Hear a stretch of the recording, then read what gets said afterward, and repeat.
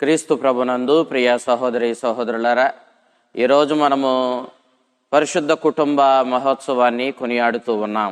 ఈరోజు పట్టణాలను మనం చూసినప్పుడు మొదటి పట్టణం శిరాపుత్రుడైన యేసు జ్ఞాన గ్రంథం 3వ అధ్యాయం 2వ వచనం నుంచి 6వ వచనం వరకు, 12వ వచనం నుంచి 14వ వచనం వరకు, లూకా శుభవార్త 2వ అధ్యాయం 22వ వచనం నుంచి 40వ వచనం వరకు దేవుని వాక్యాన్ని మనం ఆలకించాం. క్రీస్తు పూర్వం 2వ శతాబ్దానికి చెందినటువంటి భక్తుడు, ఇశ్రాయేలీల భక్త సమాజానికి చెందినటువంటి ఒక భక్తుడు రాసినటువంటి గ్రంథము ఈ యొక్క శిరాపుత్రుడైన యేసు జ్ఞాన గ్రంథం. ఈ గ్రంథాన్ని వ్రాసినటువంటి ఈ భక్తుడు దేవుని ధర్మశాస్త్రం మీద ఎల్లలో లేని ప్రేమను, విశ్వాసాన్ని కలిగిన వాడు. ఆ విశ్వాసాన్ని బట్టి అతడు ఈ గ్రంథంలో దేవుని యొక్క మనస్సును తెలియచేస్తూ కుటుంబం గురించి ప్రస్తావించినటువంటి కొన్ని అంశాలను మనం మొదటి పట్టణంలో ఆలకించాం. మానవ జాతి వృద్ధి చెందడానికి దేవుడే తన సంకల్పం ప్రకారం కుటుంబాన్ని ఏర్పాటు చేశాడని, ఇది దైవ సంకల్పమని అతడు తెలియచేశాడు. ఈ కుటుంబంలో తండ్రికి గౌరవము, విధేయత ప్రకటించవలసిందిగా అది వారి బాధ్యత అన్నట్లుగా బిడ్డలకు హెచ్చరించాడు. తండ్రి కుటుంబంలో బిడ్డల దగ్గర నుంచి గౌరవ మర్యాదలు పొందుతాడు. అంతే రీతిలో తల్లి కూడా భర్త నుండి ఈ గౌరవ విధేయతలను పంచుకుంటుంది. కావున తల్లిదండ్రులు సమానంగా గౌరవించదగ్గవారని, ఇది దేవుని చిత్తమని అతడు ప్రకటించాడు. బిడ్డలు తల్లిదండ్రులను గౌరవించడం ద్వారా దైవ సంకల్పాన్ని నెరవేర్చిన వారవుతారు. వారు దేవుని ఆశీర్వాదాలకు పాత్రులవుతారని అతడు వెల్లడి చేశాడు. తమ తల్లిదండ్రులను గౌరవించు వారిని వారి బిడ్డలు తిరిగి వారిని గౌరవిస్తారని, ఆ విధంగా దేవుడు వారిని దీవిస్తాడని, వారి ప్రార్థనలను ఆలకిస్తాడని తెలియచేశాడు. ఎంతగా మనం దేవుని చిత్తాన్ని నెరవేరుస్తున్నాము, దేవుని కోసం జీవిస్తున్నాము అన్న దానిని బట్టి అంతగా దేవుని యొక్క బహుమానాన్ని మనం పొందగలుగుతాము. స్వర్గ రాజ్యంలో, దేవుని రాజ్యంలో స్థానాన్ని మనం పొందగలుగుతాం. తల్లిదండ్రులను విధేయించు బిడ్డలు ఆ తల్లిదండ్రులకు ఓదార్పును, ఆనందాన్ని ఇచ్చిన వాళ్ళు అవుతారు. దేవునికి విధేయులైన వాళ్ళు అవుతారు. తద్వారా వాళ్ళు దేవుని సేవకులుగా మన్నుతారు. తల్లిదండ్రులు ముసలి వయసులో ఉన్నప్పుడు బిడ్డలు వారిని ఆదరించాలి. వారికి ఏ విధంగానూ అవమానాన్ని కలిగించకూడదు. ఇది దేవుని సంకల్పం. తల్లిదండ్రులు వారి శారీరకంగా, మానసికంగా బలహీనమైన స్థితిలో ఉన్నప్పుడు బిడ్డలు వారిని పట్టించుకోవాలి. వారి ఆలనా పాలన చూడాలి. ఆ బాధ్యత బిడ్డలదే. దేవుడు తప్పక వారి యొక్క బాధ్యతకు బహుమానాన్ని ఇస్తాడు. తమ తల్లిదండ్రులను పట్టించుకొని ఆదరించని వారి యొక్క అర్పణలను దేవుడు స్వీకరించడు. ఎవరెవరైతే తల్లిదండ్రులను పట్టించుకుని వారిని ఆదరిస్తారో వారి అర్పణలను, కానుకలను దేవుడు ప్రేమతో స్వీకరిస్తాడు. నిజానికి వాళ్ళు తమ తల్లిదండ్రుల ఎడల నెరవేర్చిన బాధ్యతనే గొప్ప కానుకగా దేవుడు స్వీకరిస్తాడు. తల్లిదండ్రులను ఆదరించి వారిని పట్టించుకొని వారికి సహాయపడే వారి యొక్క బిడ్డలకు దేవుడు శాశ్వతమైన ప్రభావం కలిగినటువంటి బహుమానాన్ని వెంటనే అనుగ్రహిస్తాడు. తండ్రికి తగ్గ తనయుడు అని మనం కొందరిని అంటూ ఉంటాం. అనగా తండ్రి ఎలాంటి వాడో ఆ తనయుడు అలాంటి వాడేనని భావం. దేవుని దృష్టిలో, ఆయన సమక్షంలో ఆయన ఆజ్ఞలను ఎవరెవరైతే పాటించరో, బాధ్యతలను నెరవేర్చరో, వారి బిడ్డలకి బాధ్యతలు నెరవేర్చలేదని వారిపై ఫిర్యాదు చేయడానికి వారికి ఎలాంటి అర్హత ఉండదు. అదే రీతిలో తమ బాధ్యతలను పాటిస్తూ ఆయన ఆజ్ఞలను నెరవేర్చిన వారి బిడ్డలు వారిని అనుసరించి దేవుని ఆజ్ఞలను పాటిస్తూ సన్మార్గంలో జీవిస్తారు. ఒకవేళ వారు జీవించనప్పుడు ఆ తల్లిదండ్రులకు వారి బిడ్డల మీద ఫిర్యాదు చేసేటటువంటి అర్హత ఉంటుంది. అదే రీతిలో ఆ దేశం కూడా దేవుని మార్గంలో ముందుకు సాగుతుంది. ఎందుకంటే అనేక కుటుంబాల కలయికయే దేశం. కాబట్టి ఎప్పుడైతే కుటుంబాలన్నీ సన్మార్గంలో దేవుని చిత్త ప్రకారం దేవునికి విధేయించి జీవిస్తాయో అప్పుడు ఆ దేశం కూడా సన్మార్గంలో ముందుకు సాగింది అవుతుంది. బిడ్డలు దేవుడు ఇచ్చేటటువంటి గొప్ప వరం. తల్లిదండ్రులు ఆ బిడ్డల ఆలన పాలన చూచేవాళ్లే తప్ప వారి మీద పెత్తనం చేయడానికి, వారిని అణచివేయడానికి, లేకపోతే వాళ్ళ మీద యజమాయిషి చేయడానికి వారికి అర్హత లేదు. వారిని సన్మార్గంలో నడిపించవలసిన బాధ్యత కలిగి ఉన్నారు. కానీ నిజానికి ఈ బిడ్డలు దేవునికి చెందిన వాళ్ళు. దేవుడు ఆ బిడ్డలను సన్మార్గంలో నడిపించే బాధ్యతను తల్లిదండ్రులకు ఇచ్చాడు. ఆ తల్లిదండ్రులు ఆ బాధ్యతను నెరవేర్చడం ద్వారా దైవ చిత్తాన్ని నెరవేర్చిన వాళ్ళు అవుతారు. తద్వారా దేవుని బహుమానానికి వారసులు అవుతారు. మనం సాధారణంగా బిడ్డలని మంచి పౌరులుగా తీర్చిదిద్దడానికి చాలా కృషి చేస్తాం. ఈ దేశ పౌరులుగా, ఈ లోకంలో వారిని గౌరవప్రదమైనటువంటి వ్యక్తులుగా తీర్చిదిద్దడానికి మనం చేసే ఆ కృషిలో భాగంగా వారిని ఆధ్యాత్మిక చింతన కలిగిన వ్యక్తులుగా కూడా తీర్చిదిద్దవలసిన బాధ్యత తల్లిదండ్రులదే. ఈరోజు మనం ఈ భూమి మీద నివసించిన మహా ఉత్తమమైన ఆదర్శవంతమైన దైవికమైన కుటుంబం గూర్చి ధ్యానిస్తూ గొప్ప పండుగ చేసుకుంటూ ఉన్నాం. ఈ సందర్భంలో అందరి తల్లిదండ్రులు, బిడ్డలు తమకు ఇవ్వబడిన బాధ్యతలను ఎంతగా నెరవేరుస్తున్నారో ఈ పరిశుద్ధ కుటుంబాన్ని ముందు పెట్టుకొని ధ్యానించాలి. తమ తమ బాధ్యతల్లో వారు ఈ పరిశుద్ధ కుటుంబానికి ఎంత దగ్గరగా ఈ కుటుంబాన్ని పోలి జీవిస్తున్నారో ఒకసారి ఆత్మ పరిశీలన చేసుకోవాలి. అందుకే దేవుడు ఈనాడు ఈ పండుగను మన ముందుంచి మనమందరం కూడా మరియమాత, పునీత యోసేపు, ఆ దివ్య బాలయేసులను ఆదర్శంగా తీసుకొని వారి వలె దైవ చిత్తానికి లోబడి దేవుని చిత్తానుసారము జీవించే ఆదర్శవంతమైనటువంటి కుటుంబంగా జీవించమని ప్రభు మనల్ని ఈనాడు ఈ పండుగ ద్వారా కోరుతూ ఉన్నాడు.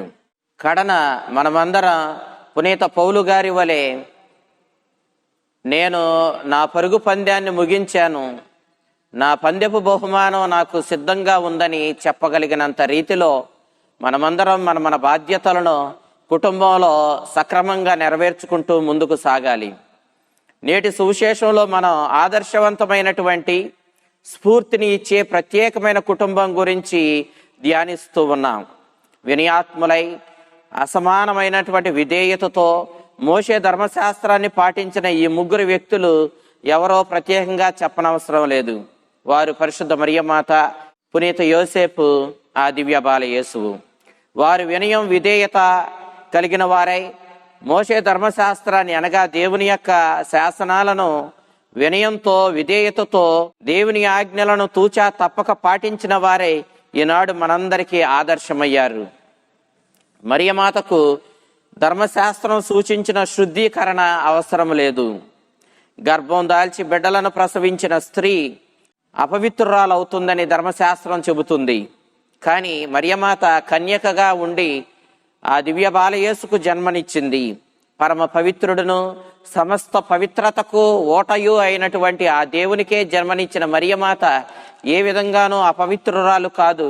ఆమెకు ఈ శుద్ధీకరణ అవసరం లేదు. అయినప్పటికీ కూడా ఆ మాత దేవుని ధర్మశాస్త్రానికి విధేయురాలై సువిశేషంలో చెప్పబడినట్లుగా బిడ్డను యోసేపును తీసుకొని దేవాలయానికి వెళ్ళి శుద్ధీకరణ నియమాలను పాటించినట్లుగా మనం చూస్తూ ఉన్నాం. యేసుక్రీస్తు దైవ కుమారుడు. అతడు రక్షించేవాడే గాని రక్షించబడవలసిన వాడు కాడు. కానీ యేసుక్రీస్తు కూడా దైవ శాసనాలకు బద్ధుడై ధర్మశాస్త్రాన్ని విధేయించినట్లుగా మనం చూస్తూ ఉన్నాం. యోసేపు కుటుంబానికి పెద్ద, అతడు తండ్రి. అతడు మరియమాతను, బాలయేసును అనుసరించి వారిని వెంటబెట్టుకొని యెరూషలేము దేవాలయానికి వెళ్ళడం చూసినప్పుడు యోసేపుని వినయ విధేయతలు, ధర్మశాస్త్రం ఎడల అతడు చూపించినటువంటి ఆ మక్కువను మనం చూడవచ్చు. తరువాత 30 సంవత్సరాలు నజరేతులో దాక్కుని కటిక పేదరికాన్ని అనుభవించినటువంటి ఈ ముగ్గురు నిత్యావసర వస్తువులు ఎన్నో లేనటువంటి పేదరికంలో వాళ్ళు శ్రమ చేసి కష్టపడి పనిచేసి వారిని వారు పోషించుకున్నట్లుగా మనం చూస్తూ ఉన్నాం. ఈ పేదరికం వారికి కష్టంగా తోచలేదు. వారు హృదయపూర్వకంగా ఈ పేదరికాన్ని జీవితంలోనికి ఆహ్వానించారు, దానిని అనుభవించారు. నేడు చాలామంది క్రైస్తవులు ఈ విధమైన పేదరికాన్ని అనుభవించడానికి ముందుకు రావడం లేదు. వారు కష్టపడి పనిచేసి దేవుని చిత్త ప్రకారం అవసరమైన రీతిలో ధనాన్ని సంపాదించుకోవడానికి కృషి చేయడం తప్పు కాదు. కానీ అప్పటికీ వారి ప్రయత్నాలు ఫలించక ఈ పేదరికమే వాళ్లను పదే పదే పలకరిస్తూ ఉంటే వాళ్ళు ఈ పేదరికాన్ని ప్రేమతో స్వీకరించడానికి కూడా వెనుకాడకూడదు. దానిని దైవ చిత్తంగా, దైవ ప్రణాళికగా భావించి దానిని స్వీకరించే వాళ్ళై ఉండాలి. మరియమాత యోసేపులు రాజులకు రారాజైన ఆ దివ్య బాలయేసుని వారి జీవితంలో కలిగి ఉన్నప్పటికీ ఆ కుటుంబం పేదరికంలో కొనసాగుతూ ఉంటే దానిని వాళ్ళు అనుసరించారు, స్వీకరించారే గాని వాళ్ళు ఏ విధంగానూ ఆ పేదరికం నుండి బయటపడడానికి ఎలాంటి అద్భుతాలను కోరుకోలేదు.